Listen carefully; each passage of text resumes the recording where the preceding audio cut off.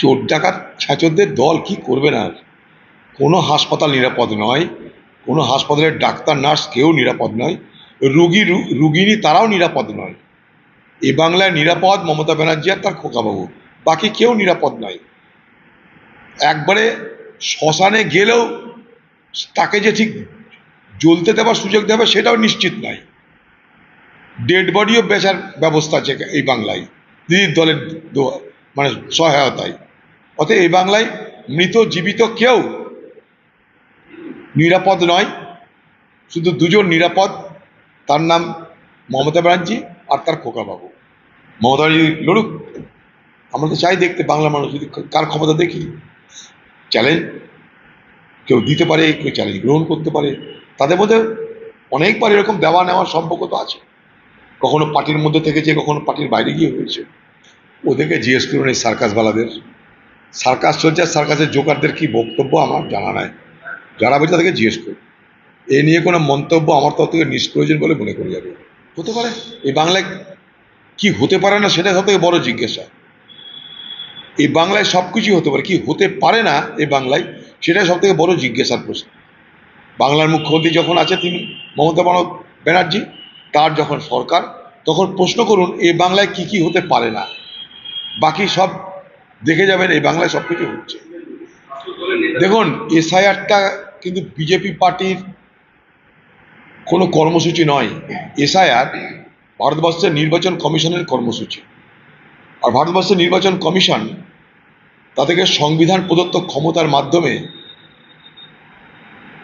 Voter তালিকা সংশোধন, নাম অন্তর্ভুক্তকরণের ব্যবস্থা করা হয়েছে। কিন্তু পশ্চিমবঙ্গে যা দেখছি তাতে মনে হচ্ছে যে নির্বাচন কমিশন বিজেপি পার্টির আরেকটা শাখা সংগঠন। না হলে নির্বাচন কমিশনের হয়ে এত ওকালতি করার কোনো প্রয়োজন পড়তো না। অর্থাৎ যে কথাটা কংগ্রেস বলেছে যে ভারতবর্ষের নির্বাচন কমিশন বিক্রি হয়ে গেছে সরকারি দলের কাছে, তাদের নির্দেশে আদেশে উঠা বসা করছে, তা যে সত্য তা প্রমাণ। নিরাপত্তা বলে কিছু নাই বাংলায়। পশ্চিমবঙ্গের মুখ্যমন্ত্রী মমতা ব্যানার্জির যে ডিকশনারি পড়ে আজকাল, সেই ডিকশনারিতে নিরাপদ বলে কোনো বস্তু তিনি রাখেননি। আর যেমন সকলের জন্য এই বাংলা নিরাপদ নয়, তিনি তার ব্যতিক্রম আছে, সেই ব্যতিক্রমে দুটো লোকের জন্য নিরাপদ, এক দিদি আর তার খোকাবাবু, আর কেউ নিরাপদ নয় বাংলায়। মমতা ব্যানার্জির যে ডিকশনারি অভিধান, প্রশাসন পরিচালনার অভিধান, তাতে এই বাংলায় নিরাপদ বলে কোনো শব্দের স্থান রাখেননি।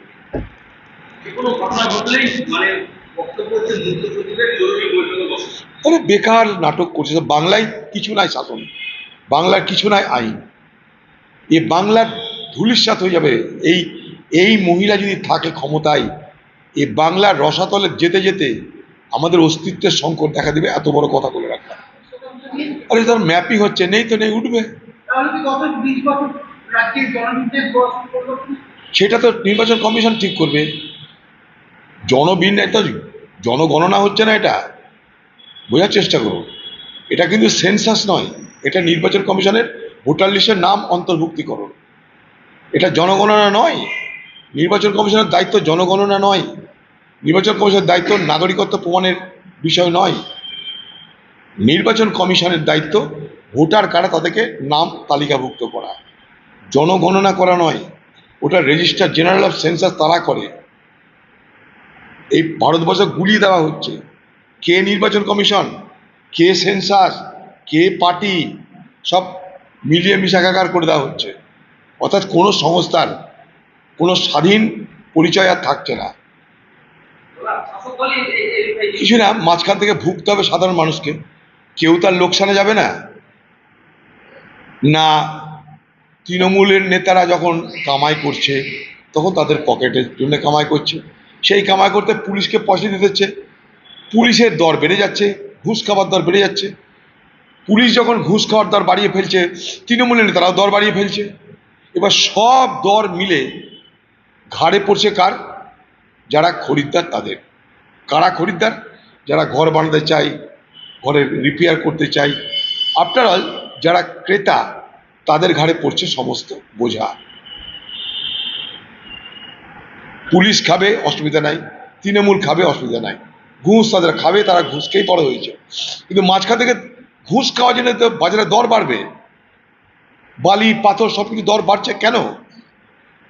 তার কারণ একটা লুট চলছে, তাই প্রশাসন ভাগ খাচ্ছে, নেতা ভাগ খাচ্ছে, তার জন্যে দর বেড়ে যাচ্ছে। আর তার দায় পোয়াতে হচ্ছে কাকে? এই বাংলার সাধারণ মানুষকে। তাই বালির দর বেশি, পাথরের দর বেশি, সবকিছু দর বেশি। পুলিশ আবার সেই নেতাকে দিয়ে বস্ত্রদান করাচ্ছে। হ্যাঁ বস্ত্রদান করাচ্ছে এই নেতাকে। হ্যাঁ, পুলিশ দেখুন, একটা সময় ছিল বাংলায় মস্তান ছিল, কিন্তু সে মস্তানদের নেতা ছিল পার্টি। আজকে বাংলায় চেহারাটা পুরো পাল্টে গেছে। আজকে পার্টিটাই চালাচ্ছে, মস্তানরা তাদেরকে চালাচ্ছে পুলিশ, বাকি কেউ নাই। অর্থাৎ পার্টির লোক বলে এই বাংলা যাদেরকে আমরা জানতাম এরা পার্টির, এরা প্রশাসনের, এরা কর্মী বা এরা মস্তান, এখন পুরো উল্টে গেছে। একটা সময় ছিল মস্তান ছিল এই বাংলায়, মস্তানদের নেতা ছিল পার্টির নেতারা, তাদের দালালি করতো পুলিশ। এবার উল্টো, মস্তান আছে, মস্তান কোথায়? মস্তান নেতার জায়গায়। আর পুলিশ কোথায়? সেই নেতাকে পরিচালনার দায়িত্বে। ফলে বাংলার এই করুণ দুর্দশা আমরা দেখতে পাচ্ছি। কিছু না, মাঝখান থেকে ভুগতে হবে সাধারণ মানুষকে। কেউ তার লোকসানে যাবে না। না, তৃণমূলের নেতারা যখন কামাই করছে তখন তাদের পকেটের জন্য কামাই করছে, সেই কামাই করতে পুলিশকে পয়সা দিতে হচ্ছে, পুলিশের দর বেড়ে যাচ্ছে, ঘুষ খাওয়ার দর বেড়ে যাচ্ছে। পুলিশ যখন ঘুষ খাওয়ার দর বাড়িয়ে ফেলছে, তৃণমূলের নেতারাও দর বাড়িয়ে ফেলছে। এবার সব দর মিলে ঘাড়ে পড়ছে কার? যারা খরিদ্দার তাদের। কারা খরিদ্দার? যারা ঘর বানাতে চায়, ঘরের রিপেয়ার করতে চায়, আফটার অল যারা ক্রেতা, তাদের ঘাড়ে পড়ছে সমস্ত বোঝা। পুলিশ খাবে, অসুবিধা নাই, তৃণমূল খাবে, অসুবিধা নাই। ঘুষ তাদের খাবে, তারা ঘুষ খেয়েই বড় হয়েছে। কিন্তু মাঝখান থেকে ঘুষ খাওয়ার জন্য তো বাজারে দর বাড়বে, বালি পাথর সবকিছু দর বাড়ছে কেন? তার কারণ একটা লুট চলছে, তাই প্রশাসন ভাগ খাচ্ছে, নেতা ভাগ খাচ্ছে, তার জন্যে দর বেড়ে যাচ্ছে। আর তার দায় পোয়াতে হচ্ছে কাকে? এই বাংলার সাধারণ মানুষকে। তাই বালির দর বেশি, পাথরের দর বেশি, সবকিছু দর বেশি।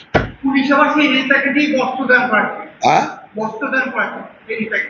হ্যাঁ, পুলিশ দেখুন, একটা সময় ছিল বাংলায় মস্তান ছিল, কিন্তু সে মস্তানদের নেতা ছিল পার্টি। আজকে বাংলায় চেহারাটা পুরো পাল্টে গেছে। আজকে পার্টিটাই চালাচ্ছে, মস্তানরা তাদেরকে চালাচ্ছে পুলিশ, বাকি কেউ নাই। অর্থাৎ পার্টির লোক বলে এই বাংলা যাদেরকে আমরা জানতাম এরা পার্টির, এরা প্রশাসনের, এরা কর্মী বা এরা মস্তান, এখন পুরো উল্টে গেছে। একটা সময় ছিল মস্তান ছিল এই বাংলায়, মস্তানদের নেতা ছিল পার্টির নেতারা, তাদের দালালি করতো পুলিশ। এবার উল্টো, মস্তান আছে, মস্তান কোথায়? মস্তান নেতার জায়গায়। আর পুলিশ কোথায়? সেই নেতাকে পরিচালনার দায়িত্বে। ফলে বাংলার এই করুণ দুর্দশা আমরা দেখতে পাচ্ছি।